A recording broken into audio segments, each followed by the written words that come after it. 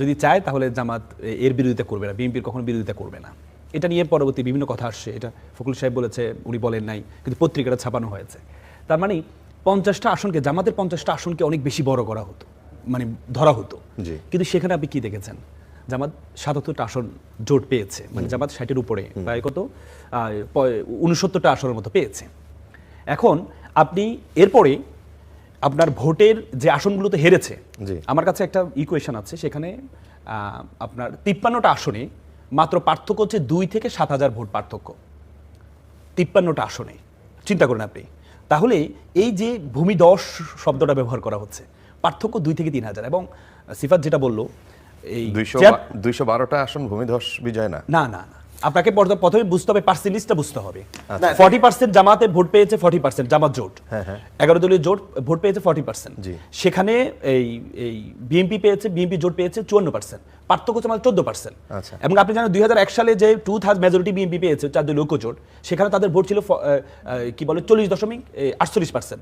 তার মানে 40% পেয়েও 2/3 মেজরিটি পাওয়া যায়, সেটা 2001 সালে পেয়েছে। তার মানে আপনি এটাকে ভূমিধস আসন বেশি, এক্ষেত্রে আপনি এটাকে ভূমিধস বলবেন, এটাকে বলার কোনো সুযোগ নেই। আপনাকে দেখতে হবে 2008 সালে ইলেকশন একটু দেখেন, সেখানে এই জামাত বিএনপি একসাথে থাকার পরেও, জামাতের ভোট বিএনপির ভোট একসাথে থাকার পরেও এই বিএনপি আসন পেয়েছে 30টা, আসন পেয়েছে 30টা। সেখানে আজকে এই অবস্থায় জামাত যে 69টা আসন পেয়েছে, জামাতের সর্বোচ্চ আসন ছিল 91-এর পর 91 সর্বোচ্চ 18টা, তাহলে 4 গুণ বেশি পেয়েছে, যেখানে 4 গুণ বেশি পেয়েছে। এবং কি এই বিভিন্ন আমি গতকাল মনিয়াপার সাথে টকশো করছিলাম, মাগরিবের পরে নেক্সাস টিভিতে একটা টকশো করছিলাম, সেখানে আপা খুব হতাশ ছিলেন, কারণ হচ্ছে আপনার এই বিএনপির তখন একটু আসা শুরু হয়েছে, খুব খারাপ অবস্থায় ছিল। তখন আমি কিন্তু আপাকে বলেছিলাম, আপা টেনশন আর কিছু নেই, বিএনপি ক্ষমতা আসবে, আমি বলেছিলাম, কোর্টের আনকোট করে বলছি। আপা খুব হতাশ। তখন আমরা এই কোয়েশ্চেন করছি যে বিএনপির কেন, মানে সেখানে মাসুদ কামাল ভাই ছিল, যে বিএনপির কেন এই পরাজয়টা, কেন, এটা নিয়ে আলোচনা করছিলাম। তখন আপা খুব হতাশ। তখন আমি আপাকে বলেছি, আপা টেনশন নেওয়ার কিছু নেই, বিএনপি ক্ষমতা আসবে। তার মানে আপনি দেখেন এই যে আমরা আশা কতটুকু করেছি, সে আশায় 4 গুণ বেশি জামাত আসনটা পেল। এবং কি আমরা আসলে দেখেন, তখন যখন আমরা গতকাল কথা বলছিলাম, তখন আপা বললো যে আসলে নির্বাচন স্বচ্ছ হয়েছে, কিন্তু আমাদের তো হচ্ছে নির্বাচনে যে বিভিন্ন ইঞ্জিনিয়ারিং হয়, এটা তো পরবর্তীতেও হতে পারে, আমরা এখনো পর্যন্ত কোনো কমেন্ট করবো না যে ইঞ্জিনিয়ারিং হবে না। তার মানে আমরা পরবর্তী দেখেছি কিছু ইঞ্জিনিয়ারিং এখানে হয়েছে। কারণ আপনি বলবেন কি ইঞ্জিনিয়ারিং হয়েছে? নির্বাচন স্বচ্ছ হয়েছে, কিন্তু নির্বাচন ভোট গণনা এবং ঘোষণা এই 2 জায়গায় ইঞ্জিনিয়ারিং হয়েছে। সেটি আপনি কিভাবে দেখেছেন? মির্জা আব্বাস সাহেবের আসন, সে আসন হঠাৎ করে ভোট গণনা বন্ধ আছে কেন? ওনার যে ব্যালট পেপার, সেই ব্যালট পেপারের লাস্টে ওনার মার্কাটা ছিল, সেখানে পাশে ফাঁকা ছিল, সিলগুলো সেখানে পড়েছে, বলেছে এটা কাউন্টেবল হবে না, প্রথমেই বলেছে, পরবর্তীটাকে কাউন্ট করে ওনাকে জয়ী ঘোষণা করা হয়েছে। সেম ক্যাটাগরিতে সেরকম কয়টা ভোট ছিল? সে পায় 4,000 ভোট। সে একইভাবে মামুনুল হক সাহেব, তারও সেম ভাবে সর্বশেষ মার্কাটা রিক্সা মার্কাটা ছিল, সেখানে ফাঁকা ছিল, ওই জায়গায় অনেকে সিল মেরেছে, সেগুলোকে কাউন্টে ধরা হয় নাই। তাহলে আপনি নির্বাচন কমিশন, আপনি এক জায়গায় দ্বিচারিতা যে করছেন, এক জায়গায় আপনি কাউকে কাউন্ট করছেন, আবার আরেক জায়গায় আপনি অন্যকে কাউন্ট করছেন না। এবং কিছু আসনে আপনি দেখেছেন এই আপনার কি বলে আপনার তারেক রহমান সাহেবের যে আসনটা, এই আসনটা 17টা কেন্দ্র এখনো ঘোষণা বাকি। তার আগে আমরা মিডিয়াতে দেখেছি কি ঘোষণা হয়ে গেছে, উনি জয়লাভ করছে ওই আসনে। অথচ জামাতের আমিরের প্রত্যেকটা 132টা আসন, প্রত্যেকটা আসন যখন এই কেন্দ্র হয়ে গেছে, এরপর ঘোষণা করা হচ্ছে না। তখন হচ্ছে আমরা মিল্টন সাহেবকে দেখেছি, উনি ফেসবুকে 12টা বাজে ফেসবুক স্ট্যাটাস দিয়েছেন যে আমি জয়লাভ করেছি। তার মানে আপনি যে নির্বাচন কমিশনের জামায়াতের যে অফিসিয়াল ফেসবুক পেজ, সেখানে কিন্তু তারা তাদেরকে সমান বরং কোনো সময় আমরা যখন খেয়াল করছিলাম, ধরেন বিএনপির পেজ, জামাতের পেজ, তারা ফলাফল ওখান থেকে দিচ্ছিল, তো দেখলাম যে জামাত আর বিএনপি তারা দেখাচ্ছিল জামাতের পেজ থেকে যে সমান বা জামাত একটু এগিয়ে আছে, এটা দেখাচ্ছিল। কেন এগিয়েছে আমি আপনাকে বলি। আমাদের তো নির্বাচন কমিশন অথর্ব যে কাজটা করেছে, সেটি হচ্ছে ওনাদের একটা পোর্টাল থাকা দরকার ছিল, যে একটা পোর্টাল থেকে ঘোষণা হবে। আপনি দেখেছেন এই এনটিভিতে ঘোষণা হয়েছে মামুনুল হক জয়লাভ করেছে, তার 5 মিনিট পরে আবার একটু পরে উনি আবার ঘোষণা করলেন কে জয়লাভ করলো, ববি হাজার জয়লাভ করলো। একই মিডিয়া 5 মিনিট আগে একটা, 5 মিনিট পরে আরেকটা। কেন এটা হয়েছে? এই জন্য কারণ আনঅফিসিয়াল বিভিন্ন অথরিটি থেকে আমরা তথ্যগুলো পাচ্ছি, কেন্দ্র থেকে।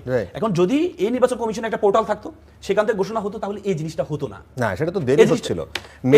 মিডিয়াতে যখন ওই ফলাফলগুলো ধরেন আমরা গণমাধ্যমে যে কু দেখেছি, আমরা যে কার্যক্রম দেখেছি, এবং কি আগের দিন আগে যে আচরণ দেখেছি আমরা আগের দিন, আমরা আপনাদের সাংবাদিকরা, অনেক সচেতন সাংবাদিক বলেছে এই সাংবাদিকতা করব না, যে সাংবাদিকতা করলে একসময় আমার সন্তানকে দালালের বাচ্চা বলবে, এই সাংবাদিকতা করব না। কেন? আপনি আগের দিন সাধারণ টাকা কারো কাছে টাকা পাওয়া এটা কি অপরাধ? টাকা বিলি অপরাধ।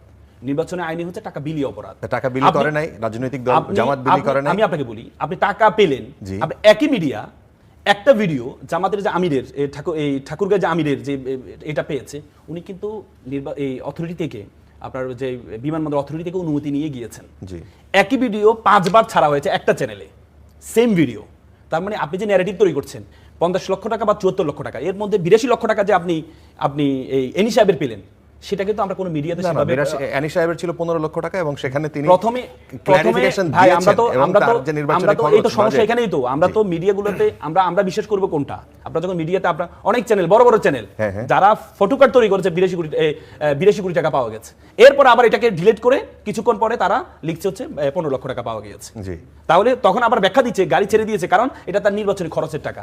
তাহলে একটা আসনের নির্বাচনী খরচের টাকাকে আপনি ধরে নিচ্ছেন একটা জেলা আমির যার অধীনে 3টা আসন এবং 3টা আসনে প্রায় 490টা কেন্দ্র আছে। যদি ধরে নিয়ে আমি তর্কের খাতিলে এটা নির্বাচনী খরচ, তাহলে 490টা কেন্দ্রে আপনি যদি হিসাব করেন এক একটা কেন্দ্র 11,000 টাকা করে পড়ে। যদি ভোট কেনার জন্য হয় তাহলে একটা ভোটের দাম হবে 1,000 টাকা করে, ধরলে 11টা ভোট কিনতে পারবে সে। কিন্তু এটাকে আমরা যেভাবে ঢালাওভাবে প্রচার করে মানুষ তো হতাশ হয়ে গেছে ওই দিনে, আগের দিনেই। পরবর্তী দিন আপনি নির্বাচনের দিন আমরা দ্বিচারিতা পেলে কষ্ট পাই এখানে। কারণ হচ্ছে আপনার মিডিয়াকে দর্পণ বলা হয়, আয়না বলা হয়। আয়নাতে কি দেখি আমরা? আমাদের মুখে দাগও দেখি, আবার মুখে ভালো লাগে সেটা। কিন্তু এটাকে ফিল্টারিং যদি করা হয় যে মুখে দাগ দেখা যাবে না, তাহলে এটার আয়না কি হলো? এটা তো আয়না হলো, এটা ক্যামেরা হয়ে গেল। মানে ব্যাপারটা হচ্ছে আপনি 17টা কেন্দ্র এখনো ভোট বাকি, তার আগে আপনার ঘোষণা করে দিচ্ছে তারেক রহমান সাহেব জয়লাভ। এটা তো আমরা সবাই জানি। তো এই ধরনের কথাগুলো যখন আসছিল, কে কোন মন্ত্রী হচ্ছে, মন্ত্রণালয় দিয়ে দিচ্ছে, আমি আপনাকে বলি যে মির্জা আব্বাসের যে সহ্য শক্তি, তাকে তো পুরস্কৃত করা উচিত। মির্জা আব্বাসের ওয়াইফ যদি না যেত ওই টাইমে, ভোটগুলো আবার রিকাউন্ট করার পরে কিন্তু বের হয়েছে ভোটের মধ্যে যে শুভঙ্করের ফাঁকি ছিল। এরকম কিন্তু মিল্টনের ওইখানে আপনার কথা বলছেন, অনেক ভোট কাউন্টই করা হয় নাই। মির্জা আব্বাসের ভোটগুলোকে ওইভাবে কাউন্ট করা হয় নাই। দ্বিতীয়বার যখন কাউন্ট করা হয়েছে, যখন আফরোজা আব্বাস ওইখানে ছিলেন, উনি যখন নিজে লিড দিয়ে কাউন্ট করাচ্ছিলেন, তখন কিন্তু আবার ওই ভোটগুলা, তখন ভোটের সংখ্যাটা বেড়ে যাচ্ছিল। যে ভোটগুলো দেওয়া হয়েছে, ভোটের সংখ্যা তখন বেড়ে যাচ্ছিল। আগে কিন্তু ভোটের সংখ্যা কমে গেছে। না, ওনারা সেটাই বলছেন যে ওই নির্বাচন কমিশনের ওই ব্ল্যাঙ্ক আইন অনুযায়ী, আরপি অনুযায়ী যে ওই ভোটের এই এক মাসই বলা হয়েছে 17 তো জামাত পাস করবেই যে কোনো মূল্যে। সে তো চ্যালেঞ্জ দিয়ে বলছে, একদম কন্টেস্ট এক ভোটে আগাক। আমার কথা তো সেটা কথা না। আপনি তো বলতে পারেন না পাশের আগে যে আমি পাস করব আর কেউ করবে না, আর কেউ আসতে পারবে না এখানে কেউ। এই ধরনের যে কথাগুলো আমরা শুনেছি, আমরা যে নোংরা বাক্যগুলো প্রতিদিন হজম করেছি, এই হজমের কোনো শেষ নাই। এই হজমের, এবং এই যে 1.5 বছর যাবত 5ই আগস্ট থেকে যে আমরা সহ্য করছি, সহ্যের সীমা চরম পর্যন্ত আমরা আমাদের প্রতিফলন দেখিয়েছি। সহ্য কাকে বলে, কত প্রকার। অথচ এই 5ই আগস্টের এই অভ্যুত্থানে আমাদের লোক সংখ্যা বেশি মারা গেছে, আমাদের লোক সংখ্যা বেশি আহত হয়েছে, আমাদের লোকরা বেশি ফিল্ডে ছিল, কারণ আমরা সাফারার বেশি ছিলাম। এটাও তো সত্যি। আমরা জেল খেটেছি বেশি, আমরা গুম হয়েছি বেশি, আমরা খুন হয়েছি বেশি, আমরা মামলা খেয়েছি বেশি। সেইখানে আমরা এত কিছু করার পরে আমরা কিছুই না। এখানে আমরা প্রতিনিয়ত ওই ফ্যাসিস্ট আমাদের যেভাবে টর্চার করেছে, তার চেয়ে 20 গুণ বেশি আমরা টর্চারিত হয়েছি। এই পরবর্তী সময়, স্বাধীনতার পরবর্তী সময় মনে হয়েছে আমরাই ভিলেন। মানে 5ই আগস্টের পরে মনে হয়েছে প্রত্যেকটা ব্যাপারে মনে হয়েছে আমরাই ভিলেন। এই যে দ্বিচারিতা কথা কারা বলে? যারা এই ধরনের কথা সবসময় বলে। এই যে আমি যদি ফেসবুক দেখে বলি, তাহলে তো ফেসবুক দেখে একটা দল পুরা পাস, 300 আসনে পাস, বিএনপি কিছুই না, বিএনপি শূন্য। তো বিএনপি শূন্য যদি ওই বট বাহিনীর দ্বারা নির্যাতন হয় না, বিএনপির হেন লোক কম আছে নেতাকর্মী বট বাহিনী দ্বারা। তো এই যে সহ্য শক্তি আমাদের পরীক্ষা করলাম, শেষ বয়সে এসে পরীক্ষা করলাম কতটুকু সহ্য করা যায়। তো এই যে সহ্য করার পরে আমরা দাঁত চেপে আছি, আগামীতেও তাই থাকবো। কারণ মানুষ মারা গেল, মারলো আমার লোক, আমি অস্বীকার করছি না। আরে আমি 1, 2, 3, 4 টিনের চালে খাওয়া, আমি কেন গালি শুনবো? আমি তো হলাম লন্ডনে আছি, আমার এইখানে করণীয় কি? ঠিক আছে, আমারই তো দল, আমি তো কারো দলকে আমি বলি নাই যে ওই দলের লোক এসে আমার লোক মাইরে গেছে। হ্যাঁ, নৃশংস হত্যাকাণ্ড। সেটার জন্য আপনি মিছিল করে আমারে খাইতে আসবেন কেন? আপনি আমারে বলেন তো। আচ্ছা, আমরা এই পর্যন্তও সহ্য করেছি। সহ্যের কতটা সীমা থাকলে এগুলা করা যায়? মামুনুল হকের এনটিভি যদি বলে থাকে, এটা তো ভুল হতেই পারে, তারা ভুল সংশোধন করেছে। ওইখানে ববি হাজ্জাজ কয়েক ভোটে আগিয়েছে। ধানের শীষ মোহাম্মদপুরে ধানের শীষ পাস করবে, এটাই স্বাভাবিক। ববি হাজ্জাজ আগায় আছে মাত্র কয়েক হাজার ভোটে, তো সেটার ভুল শুদ্ধ হতে পারে, হতেই পারে, সেটা নিয়ে কথা বলার মতো, এবং একটা টেলিভিশন ভুল করে সেটাকে আবার সংশোধন করতেই পারে, সেটা নিয়ে কোনো কথা হতে পারে না, আমি মনে করি না। টাকা পয়সা নিয়ে বিলি, টাকা পয়সার বিলি 15 লক্ষ টাকা আর 72 লক্ষ টাকা এক না। আপনি যদি একটা জেলার 74 লক্ষ, একটা জেলার যদি আপনি সবারই যদি আপনি টাকা দেন, আপনি কেন টাকাটা আগে আনেন নাই? আপনার তো টাকার অভাব নাই, আপনি কেন টাকাটা আগে নিলেন না? আপনি তো ব্যাংক দিয়েই নিতে পারতেন, ব্যাংক তো 2 দিন আগে নেওয়া হতো ছিল নির্বাচনের জন্য। শুনেন, নির্বাচনের টাকা বলছে এইখানে আপনার ব্যাংকের মাধ্যমে টাকা নিল না, টাকা হাত দিয়ে প্লেন দিয়ে টাকা নেওয়া লাগলো। আর এনি সাহেব কার কাছ থেকে টাকা নিয়েছে? এনি সাহেবের ম্যানেজার, সে তার স্টাফ তার মাধ্যমে নিয়েছে, এটা অতীব লিগাল, শুধু লিগাল না। আর তারা কার কাছ থেকে নিয়েছে? হোক সে জামাতের আমির, একজনের টাকা আরেকজন বহন করতে পারে না নির্বাচনে, তারা তার মাধ্যমে নিয়েছে। ইলেকশনের দিন, আগের দিন কি আপনার টাকার খুব দরকার? ব্যবসায়ী, একটা যে কোনো ব্যবসায়ী তো ভয়ে থাকে। আর আমাকে 10 জন বলছে আমার 1000 কোটি টাকা দেন বিকাশে, আমার কাছে 1000-এর বেশি তো দেওয়া যায় না, তখন তো আমিও তো বললাম আমিও তো 1000-এর বেশি দিতে পারবো না, বা আমি অত বুঝিও না। যাই হোক, এখন আপনার মনে করেন যে এই টাকা নিয়ে এখন বলতেই পারে যে হ্যাঁ ধরা পড়তেই পারে, তো ধরা পড়লে সমস্যা। টাকার তো আমরা দেখেছি নারীরা কিভাবে টাকা বিলি করেছে, কিভাবে বিকাশ নাম্বার নিয়েছে, কিভাবে আপনার সন্তানের মাথায় হাত দিয়ে, কোরআন শরীফে হাত দিয়ে কি হয়েছে দেখেন। উস্তাদের মায়ের শেষ রাইতে যা করে উস্তাদে নিজেই কিন্তু সেটা যে সাপ পালে সে সাপের কামড়ে মরে। নারীদেরকে কনভিন্স করার জন্য এত কিছু করলেন, সেই নারীদের ভোট পাইলেন না, শুধু নারীর বিরুদ্ধে ইলিমেন তাহলে কথা বলার জন্য। নাহলে আপনারা নারীদের যেভাবে কনভিন্স করছিলেন অনেক ভোট পাইতেন। নারী ভোট হলো সবচেয়ে বেশি বাংলাদেশে, সেইখানে আপনারা বঞ্চিত হইলেন আপনাদের কৃতকর্মের কারণে, অন্য কোনো কর্মে না। এই জায়গায় আমি মনে করি যে অনেক রকম সমস্যা দেখা দিয়েছিল। তারপরে ভোটের মাপ কত, এটা স্বাধীনতার পরে থেকেই ভোটের আপ ডাউন, বিএনপি এবং আওয়ামী লীগের 33% না 34%, 33% না 37%, এরকমই থাকে। ঠিক ওই ভোটগুলা, এখনের ভোটগুলা এমনই থাকবে। তা আপনার গড় ভোট হিসাব করে আপনি যত রকমই বলেন না কেন, ওটার কোনো লাভ নাই। আপনি কত আসন পেয়েছেন, এটাই হলো আপনার সবচেয়ে বড় লাভ। এবং আপনি ওই আসনের বেসিসে আপনি নারী এমপি বানাবেন, আসনের বেসিসে আপনি উচ্চকক্ষ বানাবেন, এটাই আমাদের মনে হয় যে এটাই হলো কথা। এখন যত কথাই বলেন যে ভোট নিয়ে যে কত ভোট পাইলাম আমি, গড় ভোট, ওই হিসাব করে কোনো লাভ হবে বলে আমি মনে করি না। ওটা মনে স্যাটিসফ্যাকশন আর কি করেছে। আসন ভিত্তিক 3 জন যদি যেটা বলবে, 2 জন নোট অফ ডিসেন্ট দিতে পারে। মানে আমি এই রায়টা আমার পক্ষে না, আমি যে রায়টা হয়েছে, মানে 3 জন এক পক্ষ দিয়েছে, 2 জন ভিন্ন পক্ষ দিয়েছে, কিন্তু পুরো জাজমেন্টের মধ্যে এটা থাকবে, 5 জনের মতামত থাকবে, কিন্তু 3 জন যে অধিকাংশ যেটা দিয়েছে সেটাই আদেশ হিসাবে কার্যকর। অধিকাংশ দিলেই তো হবে। সুতরাং গণভোটে আপনার যখন আপনার হ্যাঁ এবং না আসে, সেখানে হচ্ছে অধিকাংশ যেটা কি বলে আপনার হচ্ছে রাজনৈতিক দল অধিকাংশ যেটা দিয়েছে ওইটাই ভোটে আসছে।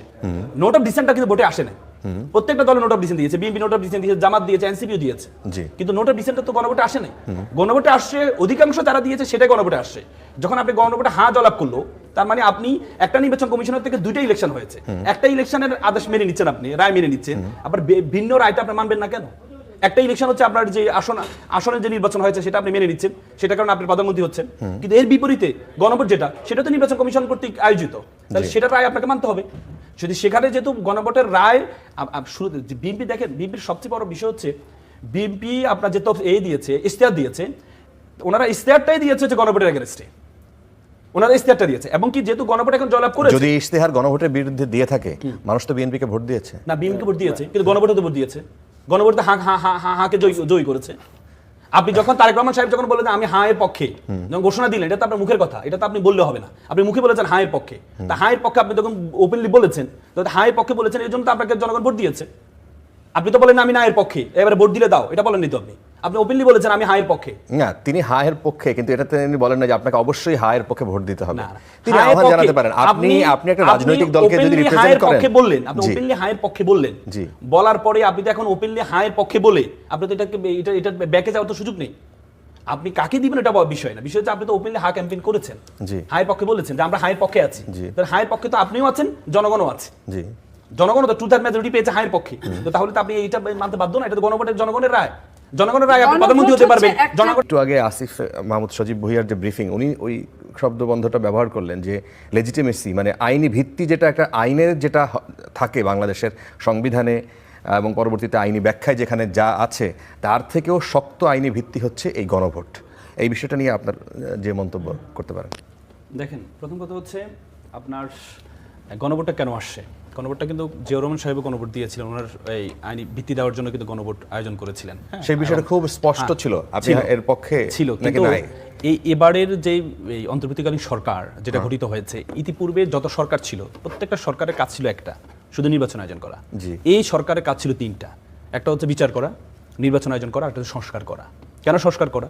কারণ যে দেশের মানুষ এর আগে আমরা 69 অভ্যুত্থানে দেখেছি 2-3 জন শহীদ হয়েছে, কিন্তু এবার দেখেছি আমাদের নিজের দেশের ছাত্র জনতার উপর 1500-1600 জীবন দিতে হয়েছে। তো এই যে যেন ফেসিজম না আসে, এই জন্য সংস্কারটা খুব গুরুত্বপূর্ণ ছিল। এই সরকারকে বসানো হয়েছে গুরুত্বপূর্ণ জায়গাটা সংস্কার করে, বিচার করে তারপর নির্বাচন আয়োজন করার জন্য। বিচার কার্যক্রম ওনারা কন্টিনিউ করেছেন, কিছু করেছেনও, এবং সংস্কারের অন্যতম বিষয় ছিল এটা। এখন কথা হচ্ছে, আমরা তো আসলে বিশ্বাস রাখতে পারি না রাজনৈতিক দলের উপরে। কেন গণভোটটা আসছে? আপনি যখন 69 অভ্যুত্থানের পরে 91-তে তখন কিন্তু হচ্ছে একটা রাজনৈতিক একটা অ্যালায়েন্স হয়েছিল যে আমরা দেশকে কিভাবে পরিচালনা করব, কিন্তু পরবর্তী দেখা গিয়েছে যারা ক্ষমতা আসছে তারা এটাকে মানেনি। না মানার কারণেই কিন্তু এবারে এই বিষয়টাই আসছে। আবার সেম ওনারা সংস্কার করছে, 7-8 মাস ধরে বসে বসে সংস্কার করছেন, কিন্তু পরবর্তী রাজনৈতিক দল ক্ষমতা আসলে জনগণের বিশ্বাস ছিল না যে ওনারা মেনে নেবে। যেহেতু সংসদ ছিল না, যে সংসদ না থাকলে আপনি সংসদের মাধ্যমে আপনাকে কনস্টিটিউয়েন্ট অ্যাসেম্বলি তৈরি করতে হবে। যেহেতু কনস্টিটিউয়েন্ট অ্যাসেম্বলি তৈরি করার আপনার গণপরিষদ করার সুযোগ নেই, সেহেতু আপনি এটাকে গণভোটে দিবেন। জনগণ আপনাকে বলবে, জনগণ বলবে যে তারা কি সংস্কার পক্ষে আছে নাকি সংস্কারের বিপক্ষে আছে। বাংলাদেশের বেসিক যে সংস্কারগুলো, যেমন আমাদের দেশে ফেসিজম তৈরি হয় কেন জানেন? প্রধানমন্ত্রীর অধিক ক্ষমতায়ন, এই চেক অ্যান্ড ব্যালেন্স, ক্ষমতা যে চেক অ্যান্ড ব্যালেন্স, রাষ্ট্রপতিকে কিছু ক্ষমতা দেওয়া। আপনি দেখেন দুদক হচ্ছে সরকার সকলের কিছু দেখবে, কিন্তু দুদকের অধীনে প্রধানমন্ত্রীর অধীনে হচ্ছে দুদক। যিনি যার অধীনে, সে কি প্রধানমন্ত্রী কোনো দুর্নীতির বিষয়ে কথা বলতে পারবে না। আপনি দেখেছেন আমাদের এই যে বিচারপতিগুলো নিয়োগ হয় পলিটিক্যালি, এবার সংস্কার আসছে যে জ্যেষ্ঠ যিনি বিচারপতি হবেন তিনি প্রধান বিচারপতি হবেন, এবং হচ্ছে এই বিচারপতিরা নিয়োগের ক্ষেত্রে একটা জুডিশিয়াল অ্যাপয়েন্টমেন্ট কাউন্সিল থাকবে, তারা হচ্ছে বিচারপতি নিয়োগ করবে। কিন্তু যখন পলিটিক্যালি নিয়োগ হয় তখন তার মাথায় থাকে, আমি যদি পলিটিক্যালি নিয়োগ হয়েছি, যাদের মাধ্যমে নিয়োগ হয়েছে তাদেরকে সার্ভিস দিতে হবে আমাকে। এই জন্য কিন্তু তৎপর সরকার বাতিল করেছিল প্রধান বিচারপতি, কারণ তিনি প্রধান বিচারপতি হয়েছেন যে স্টাইলে, সেটি হচ্ছে পলিটিক্যালি নিয়োগ হয়েছেন। এই জন্য তিনি চিন্তা করেছে গণভোট যদি জয়লাভ করেছে, তাদের কাজ হচ্ছে এগুলো পাশ করানো। পাশ করার পরে যদি ওনারা না করে, তাহলে এটা অটোমেটিকলি পাস হয়ে যাবে, সেভাবে অর্ডার করা হয়েছে। এখন সরকার গঠন হবে কিভাবে, মন্ত্রিসভা গঠন হবে কিভাবে, সব প্রক্রিয়া হবে প্রথম 3 মাস। জি, এখন কথা হচ্ছে, আপনার প্রশ্ন আসতে পারে যে প্রধানমন্ত্রীকে এখন কে শপথ পড়াবেন। আমাদের আর্টিকেল 48 বলা আছে যে প্রধানমন্ত্রীকে শপথ পড়াবেন স্পিকার অথবা ডেপুটি স্পিকার। যেহেতু স্পিকার এবং ডেপুটি স্পিকার নেই, তাহলে এই রাষ্ট্রপতি একজন নিয়োগ দিবেন, একজনকে দায়িত্ব দিবেন, তিনি শপথ পড়াবেন। যদি রাষ্ট্রপতি সেটি না করেন, 3 কার্য দিবসের মধ্যে যদি না করেন, তাহলে প্রধান নির্বাচন কমিশন যিনি আছেন তার কাজ হবে হচ্ছে এই প্রধানমন্ত্রীকে শপথ পড়ানো, এবং প্রধানমন্ত্রী শপথ গ্রহণের পরে প্রথম যে 3 মাস, এই 3 মাস থাকবে গণপরিষদ। এটা আইনের কোনো ব্যত্যয় না, কোনো ব্যত্যয় নেই, কোনো ব্যত্যয়। এটা আমাদের এই কনস্টিটিউশনে আর্টিকেল 48 ডিরেক্টলি বলা আছে।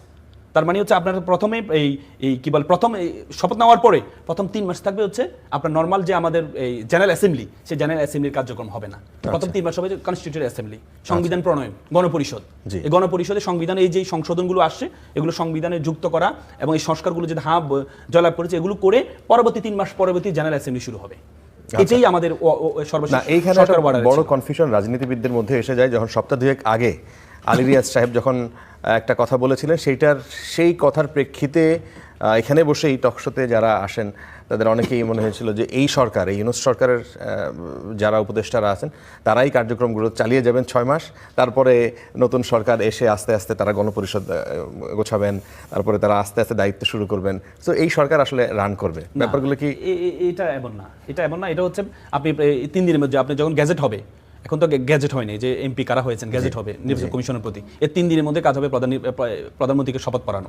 প্রধানমন্ত্রী শপথ পড়ানোর দায়িত্ব থাকবে হচ্ছে ডেপুটি স্পিকার নেই, যে প্রেসিডেন্ট একজনকে দিবেন। এবং কথাও আসছে যে আমাদের রিসেন্টলি যিনি প্রধান বিচারপতি ছিলেন জনাব রেফাত আহমেদ সাহেব, ওনাকে হয়তো দায়িত্ব দেওয়া হবে, এমন একটা কথা আসছে। তার মানে হয়তো ওনাকে দায়িত্ব দিন, উনি শপথ পড়াবেন। যদি উনি সেটা যদি প্রেসিডেন্ট যদি সেটা না করে, রাষ্ট্রপতি সেটা না করে, তাহলে প্রধান নির্বাচন কমিশনার শপথ পড়াবেন। শপথ পড়ানোর পরে প্রথম 3 মাস কনস্টিটিউয়েন্ট অ্যাসেম্বলি গণপরিষদের কার্যক্রম চলমান থাকবে, পরবর্তীতে জেনারেল অ্যাসেম্বলিতে সেটা কনভার্টেড হয়ে যাবে। আচ্ছা, কিন্তু আপনি মাঝখানে আপনার বক্তব্যে যে মানুষটাকে অথর্ব বললেন, প্রধান নির্বাচন কমিশনারই তো অথর্ব আপনার ভাষায়, যে এই ধরনের একটা নির্বাচন তারা শেষ পর্যন্ত উপহার দিলেন, সেই মানুষটাই শেষ পর্যন্ত হয়তো যদি রেফাত প্রধান বিচারপতি না হন সেটাই তাহলে পারবে। সেই না, না, আমি আপনাকে প্রথমেই বলেছি